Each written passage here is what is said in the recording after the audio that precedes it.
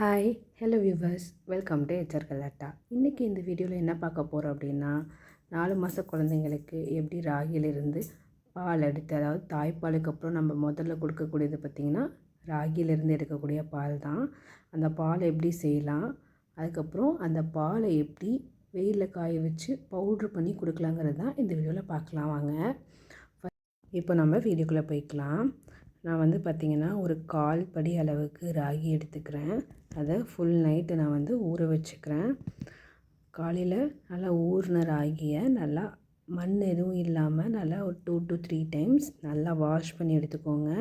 நல்லா கழுவி வச்ச ராகியில் குடிக்கிற தண்ணி நல்ல தண்ணியை ஊற்றி கொஞ்சம் கொஞ்சமாக சலித்து எடுத்துக்கோங்க. ஏன்னா ராகி சின்ன சின்னதாக இருக்கிறதுனால அதில் சின்ன சின்னதாக மண்ணோ இல்லை குப்பையோ இருக்க வாய்ப்பு இருக்குது. நல்லா கழுவுனா கூட அதில் வராது. அதனால் இந்த மாதிரி சலித்து எடுத்துக்கோங்க. நல்ல தண்ணியில் சலித்து எடுத்த ராகியை தண்ணி இல்லாமல் வடித்து எடுத்துருங்க. தண்ணியெல்லாம் வடிகட்டிட்டு அந்த ராகியை மிக்ஸி ஜாரில் போட்டுக்கலாம். இது பாருங்கள், இந்த மாதிரி நம்ம கையிலேயே வடிச்சிடலாம். அதில் இருக்க தண்ணியெல்லாம் கீழே போயிடும். இப்போ இந்த ராகியை பார்த்திங்கன்னா மிக்ஸி ஜாரில் போட்டு நல்லா பால் வர மாதிரி அரைச்சி எடுத்துக்கலாம். அவ்வளோதான். இப்போ மிக்ஸி ஜாரில் போட்டாச்சு. கொஞ்சமாக தண்ணி ஆட் பண்ணிவிட்டு தான் இந்த அளவுக்கு தண்ணி மூங்குற அளவுக்கு போட்டு மிக்ஸி ஜாரில் நல்லா அரைச்சிக்கணும். இப்போ தேங்காய் பால் எடுப்போம்ல, அந்த மாதிரி நல்லா அரைச்சி எடுத்துக்கணும். இப்போ அவ்வளோதான், அரைச்சி எடுத்தாச்சு. ராகி பால் ரெடி ஆகிடுச்சு. இதை வடிகட்டிடலாம். மிக்ஸி ஜார்லேயே அந்த தண்ணி அலசி ஊற்றிட்டு வடிகட்டிடலாம். அவ்வளோதான், தண்ணி அலசி ஊற்றியாச்சு ஜாரில். இது நல்லா இந்த மாதிரி கலக்கி விட்டு கோதுமை மாவு சலிப்போம்ல, அந்த மாதிரி அதில் ஊற்றி நல்லா வடிகட்டி எடுத்துக்கலாம். அந்த பாலெல்லாம் கீழே போயிடும். அந்த ராகி இது மட்டும், ராகியோட தவிடு, அதாவது அந்த தோல் மட்டும் இதில் நிற்கும். இந்த மாதிரி நல்லா வடிகட்டி எடுத்துக்கோங்க. நல்லா இந்த அளவுக்கு வடித்து எடுத்துட்டு அதையும் புழிஞ்சு விட்டுருங்க.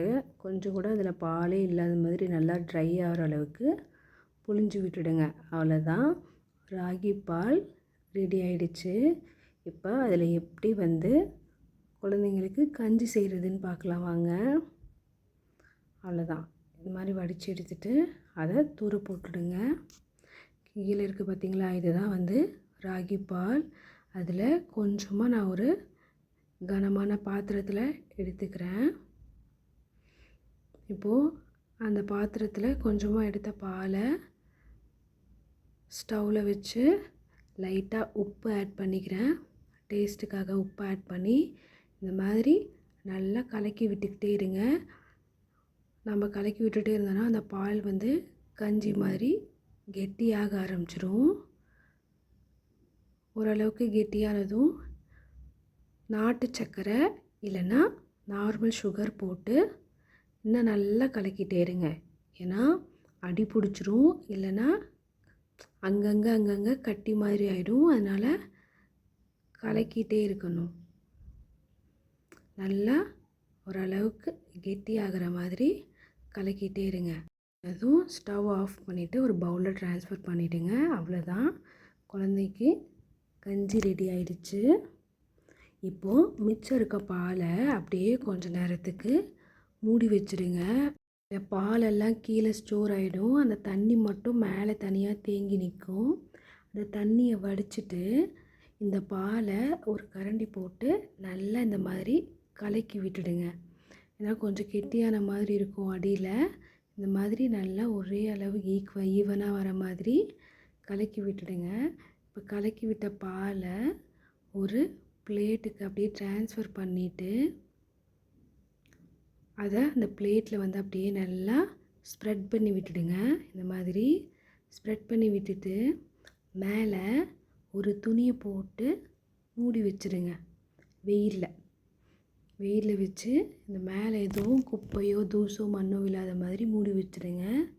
அப்புறமா கொஞ்சம் நேரம் கழித்து இந்த மாதிரி பிளேட்டில் நல்லா பிடிச்சிக்கும். அதை இந்த மாதிரி எடுத்து உடச்சி விட்டுடுங்க. உடச்சிட்டு அப்படியே இன்னும் கொஞ்சம் நேரம் வெயிலில் விட்டீங்க அப்படின்னா உங்களுக்கு அது நல்லா ஒரு பவுட்ரு ஸ்டேஜுக்கு வந்துடும். ஃபஸ்ட்டு அந்த கொஞ்சம் கட்டி மாதிரி இருக்கும். அதை மறுபடியும் உடச்சி விட்டிங்கன்னா வெயிலுக்கு அப்படியே இந்த மாதிரி உங்களுக்கு பவுடர் ஸ்டேஜ் வந்துடும். கொஞ்சம் தடிமை மாதிரி தான் இருக்கும், ரொம்ப நைஸாக இருக்காது. அதனால் என்ன பண்ணணும் அப்படின்னா மிக்ஸி ஜாரில் போட்டு நல்லா நைஸாக அரைச்சிடுங்க. அவ்வளோதான், ராகி பால்லேருந்து பவுடர் ரெடி. இந்த பவுட்ரு வந்து பார்த்திங்கன்னா நம்ம வீட்டில் ஸ்டோர் பண்ணி வச்சுக்கலாம். ஒரு 1 வீக்குக்கு தேவையான மாதிரி இந்த மாதிரி ராகி பால் அரைச்சி இந்த மாதிரி ஒரு ஸ்டோரேஜ் கண்டெய்னரில் ஸ்டோர் பண்ணி வச்சுக்கோங்க. ஏன்னா டெய்லியும் இந்த மாதிரி பால் எடுத்து செய்ய முடியாதவங்களுக்கு இது ஈஸியாக இருக்கும். ஒர்க் போகிறவங்களுக்கு ரொம்பவே ஈஸியாக இருக்கும். வீக்லி ஒன்ஸ் இந்த மாதிரி செஞ்சு ஸ்டோர் பண்ணிக்கோங்க. இப்போது நான் அந்த பவுடர்லேருந்து கஞ்சி செய்கிறேன் பாருங்கள். ஒரு பவுலில் தண்ணி எடுத்துகிட்டு 1 ஸ்பூன் அந்த பவுடர் ராகி பவுடர் மிக்ஸ் பண்ணியிருக்கிறேன். தேவையான அளவு உப்பு சேர்த்து இந்த மாதிரி நல்லா கலக்கி விட்டுக்கிட்டே இருங்க. ஓரளவுக்கு கெட்டியானதும் அது கூட நாட்டு சர்க்கரை இல்லைன்னா normal sugar, white sugar add பண்ணி நல்லா கலக்கி விட்டுக்கிட்டே இருங்க. உங்களுக்கு எந்த ஸ்டேஜில் வேணுமோ, அதாவது குழந்தைங்களுக்கு நீங்கள் எப்படி ஊட்டுறீங்களோ அந்த ஸ்டேஜ் வர வரைக்கும் நல்லா கலக்கி விட்டுக்கிட்டே இருங்க. உங்களுக்கு நல்லா அது கெட்டியானதும் ஸ்டவ் ஆஃப் பண்ணிட்டீங்க. நீங்கள் இதை தாராளமாக 4 மந்த்ஸில் இருந்து 1 இயர் வரைக்கும் குழந்தைங்களுக்கு ஊட்டலாம். என்னோடய பேபிக்கு நான் 4 மந்த்ஸில் இருந்து இதை நான் கொடுத்துட்ருக்கேன். நீங்களும் ட்ரை பண்ணி பாருங்கள். 1 இயருக்கு அப்புறமா அவங்க நல்லா டம்ளரில் பால் குடித்து பழகிட்டாங்க அப்படின்னா பால்லையே ஹார்லிக்ஸு, பூஸ்ட்டு மாதிரி இதை கலந்து கொடுக்கலாம். இது உடம்புக்கு வந்து ரொம்பவே ஹெல்த்தி. மட்டும் இல்லாமல் நல்லா போன் ஸ்ட்ரென்த்து கொடுக்கும். தாராளமாக நம்ம நம்பி குழந்தைங்களுக்கு கொடுக்கலாம். நீங்களும் இதை ட்ரை பண்ணி பார்த்துட்டு உங்கள் ஃபீட்பேக்கை கமெண்ட் செக்ஷனில் சொல்லுங்கள். என்னென்னு பார்த்தீங்கன்னா பை மோட் மொபைல் ஆப். இந்த ஆப்பில் வந்து நம்ம அமேசான், ஃப்ளிப்கார்ட்லலாம் எப்படி நம்ம பர்ச்சேஸ் பண்ணுவோமோ அந்த மாதிரி நமக்கு வீட்டுக்கு தேவையான க்ராசரிஸ், வீட்டுக்கு தேவையான பொருட்கள் எல்லாமே இங்கே இருக்குது. கிச்சனில் நம்ம என்னென்ன யூஸ் பண்ணுமோ, இல்லை வீட்டுக்கு என்னென்ன வேணும், காஸ்மெட்டிக்ஸ், பியூட்டி ப்ராடக்ட்னு சொல்லிட்டு நிறைய ப்ராடக்ட்ஸ் இதில் இருக்குது. நீங்களும் இந்த ஆப்பை டவுன்லோட் பண்ணி யூஸ் பண்ணி பாருங்கள். உங்களோட ஃபீட்பேக்கை கமெண்ட் செக்ஷனில் கமெண்ட் பண்ணுங்கள். இந்த வீடியோ உங்களுக்கு பிடிச்சிருந்தால் லைக் பண்ணுங்கள், ஷேர் பண்ணுங்கள், சப்ஸ்கிரைப் பண்ண மறந்துடாதீங்க. இன்னொரு வீடியோவில் பார்க்கலாம். பாய்.